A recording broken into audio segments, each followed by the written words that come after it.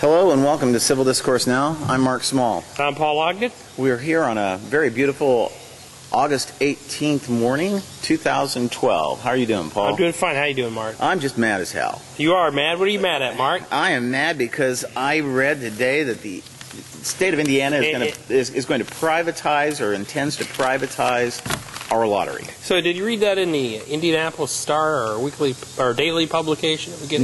No, because the daily publication here basically carries wire stories. I got this from the Indiana Business Journal. Okay. It's the IBJ. It's Indiana Business Journal. It's Indianapolis. It's just the city, but it covers a lot of things about the state. True.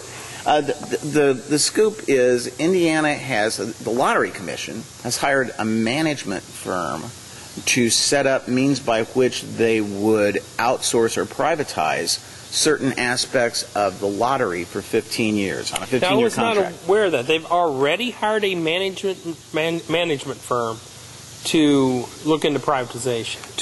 To oversee the process of privatizing. So why wouldn't the state oversee the process of privatization? That's a good question, Paul. You know, let's look at the nature of the lottery. I mean, in the 50s, the 40s, I think it was called... Mark, why don't you talk about the history of the lottery? We actually have a long history of the lottery in the state. Well, yeah, okay. Tell me about the long history there. Okay, we actually had a... That's one of your political followers, Paul. Exactly.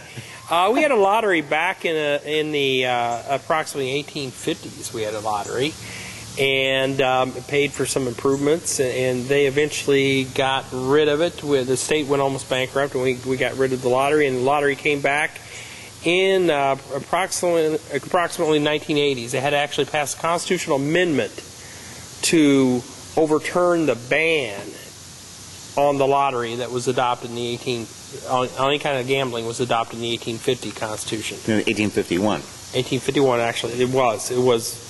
The convention, I think, was 1850, but it was adopted in 1851. So we had actually a constitutional ban on any kind of gambling.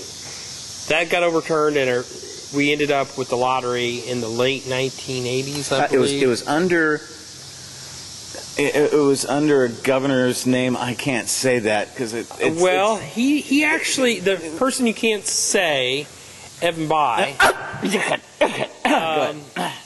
he actually didn't sign the bill, as I recall. He actually let it go into effect without his veto, because he didn't want to be seen as approving it. He was against gambling. He didn't want to do anything, well, but he wanted to take credit for if something had come about on the positive from it. Right. But when gambling then first came in, as I recall, a lot of the outlying counties, in other words, not Marion County, a lot of the rural counties expressed objection to lotteries and gambling on moral grounds. Mm-hmm. Right. And then the legislature said that they weren't going to put any casinos here in Marion County. Instead, they put them... Well, it was a progression. First of all, we had the lottery. And being next to Kentucky, we liked, there was a push for horse racing here. So we went to the horse racing. Oh, no, wait. There's always been a push for horse racing here. There's been a push for horse racing since the early 1960s. Neighbors of ours, when I was a kid, had horses. They wanted pari-mutuel betting. Right. They'd have to go out of state for it. And we had a senator in the state Senate, Larry Borst, who was a veterinarian, a big supporter of horse racing. Push that through. Then we had riverboat, obviously not riverboat. Then we had the casino gambling. Okay, what's the term for it? The boats. Well, that's the thing. It's casino gambling. I don't care. Well, I know it's casino gambling, but it was a progression. You had the boats, the riverboats. They started out being moored to the dock. No, they had to actually go out for 2 hours and come back. Then they changed that, and now we have some land-based form of gambling, and it continues to increase, or has increased. Yeah, and I'd say that it's definitely land-based if it's a building just outside Anderson or just outside Shelbyville that's on land. Those were horse tracks that have not proved to be profitable, that have been turned into what's called racinos. Yeah, they're racinos.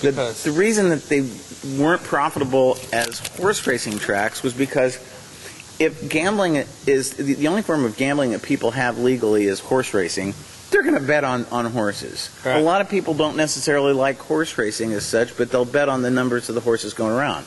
Right. But they're crazy about putting coins into machines, pulling levers that guarantee they're going to lose 48% of the time. Exactly. Because casinos will advertise, we have 52%, is whatever. Anyways. But we've also had charity gambling. They like to call it gaming, but I personally don't like to call it gaming. It's gambling. Well, gambling. Christ the King Catholic Church. We're coming to you from Indianapolis, Indiana, by the way. It's a Broad Ripple section of Indianapolis. Christ the King Catholic Church for years had casino night, and I kind of was under the mistaken impression that Christ the King was a casino when I first moved here, because the only times I went there, they were having casino night. They stopped that at one point, as I understand, because professional gamblers came in specifically to nail the games and basically won the prizes that year, which was not what the sponsors had in mind. But yeah, you had charity events for gambling. Then we still have pea-shake houses. Not legally. Not legally. But there are occasionally the prosecutor and the law enforcement officials will crack down on them, and that's basically numbers. Yeah, well, no, it's not.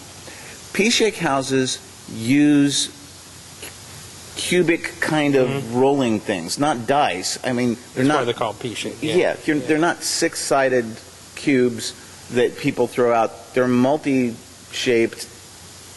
They're pea-shakes. But it's the same kind of thing as dice, figuring out numbers. Numbers racket is classically the numbers racket.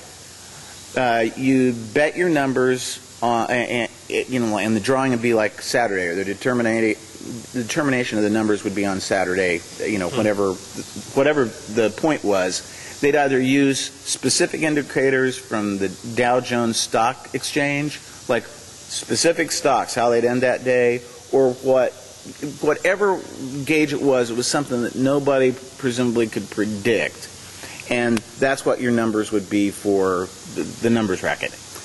Run by organized crime, because so that was a real big source of revenue for organized crime. So when you hear like the numbers racket and you're watching The Godfather 1 or Godfather 2, or don't watch Godfather 3, and they're talking about numbers rackets, or somebody's talking about having a numbers runner for somebody, a numbers runner would come to somebody's house, take their bet, and then there'd be a payout, yada yada.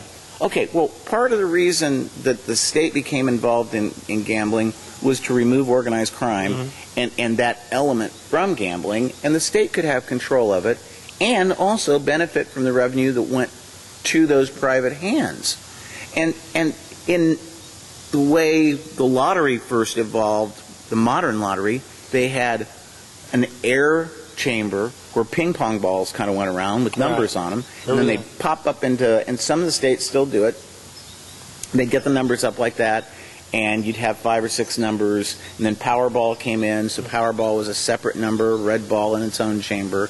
The only time I ever heard of it being fixed, so that somebody actually had the fix in so they could win, a couple of employees of the Pennsylvania lottery, I believe it was, got into the vault before the drawing and used a hypodermic syringe to put really minute amounts of water into all but one of the balls in each one of the chambers. So that meant that ball, the ball that didn't have the water, was lighter and would pop up. And they cracked those people. They arrested them. I think there was a movie about that. Was there? Well, John Travolta was... I don't know how accurate it was, but it was Pennsylvania lottery, and they put something in the balls to make it, certain numbers come up. Well, John Travolta and balls anymore, especially with the news stories. That's maybe I shouldn't have gone that direction. Yeah, but the thing is that happened, and so there's a wariness that people have had about the lottery in certain ways at all times. And I think when the numbers racket was being run where it was based on something in the news you couldn't fudge on, well, the concern was, how do you collect the money if they say, I'm not going to give you your winnings? I mean, you're not going to go to your cousin Vinny. So the state of Indiana gets the lottery.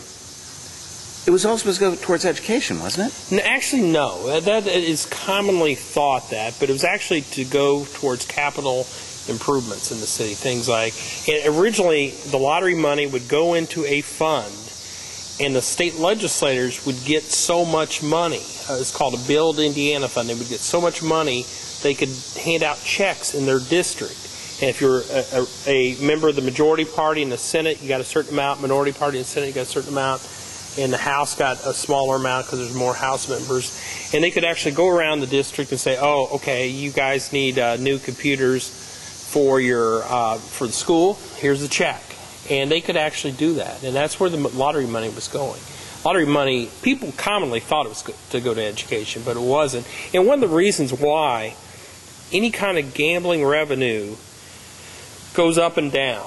And the argument was we want a consistent revenue source going to education and other programs. So we don't want the lottery revenue going to education. That was the argument against funding education with the lottery revenue. Okay. I haven't seen my member of the House of Representatives or the state Senate walk around handing out money in my neighborhood. They haven't done it because there was a big scandal. They're up north. There was. You're probably going to say something about Lake County, right? It was Lake County. It was I think it was a House member passing out checks for a charity, a religious charity of some sort. I think for to help with domestic women who are battered, and turns out that they didn't actually exist. It was just a phony company. Okay, so what happened after that? They got rid of it. Okay, where'd the money start going? Where's the money go? It still goes into capital improvements, as far as I know. Things like projects in local communities, but how it's divvied up, I don't know. But it doesn't go to education. Okay. That's a myth. Okay. So now we're here in present day. Mm-hmm.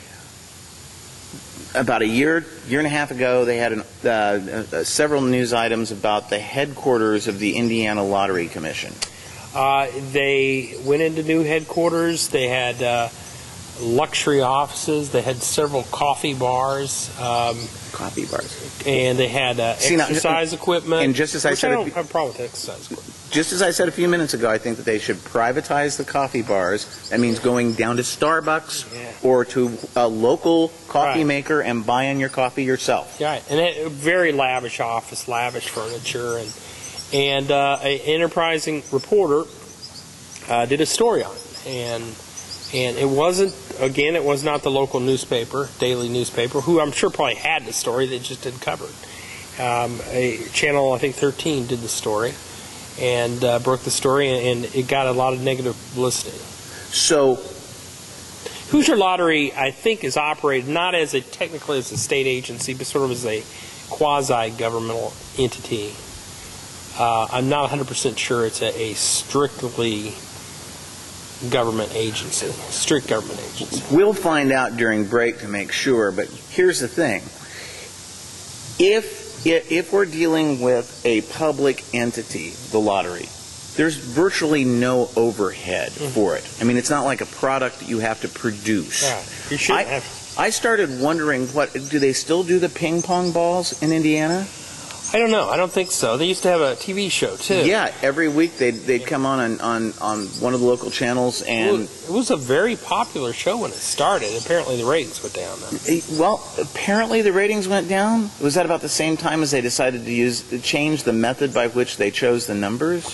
I'm not sure about that, Mark. That's something that always baffled me because I couldn't understand. We'll be back for our next segment in just a minute. Everybody, this guy was. But the thing is, with mental